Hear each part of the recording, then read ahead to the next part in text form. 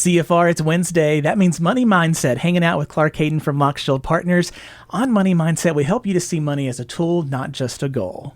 So we're thinking today, Clark, what's really important is, have we got all of our policies and the right beneficiaries in place? Good time in this mid-year just to check in and make sure all's tallying right. Yeah, when you're doing your mid-year financial check-in, a quick check-in on your estate planning documents is a really good idea. You know, it's a best practice to review those annually just to make sure that they're up to date and that you know where they are. Yeah. That somebody else knows where they're located, you know, things like that.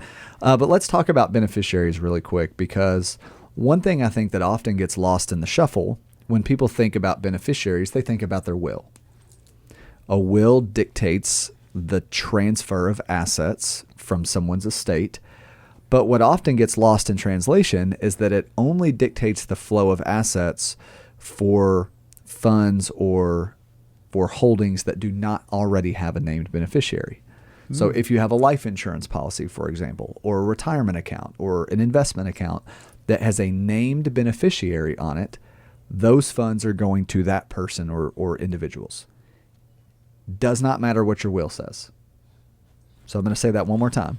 Your will says one thing, but whatever is listed on your retirement account or your investment account or your life insurance policy, whoever the named beneficiary is on those items, that's who's getting that money.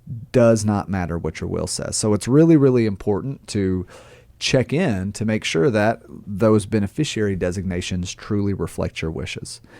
And it's also important to note, are the people that I have listed, are they still alive?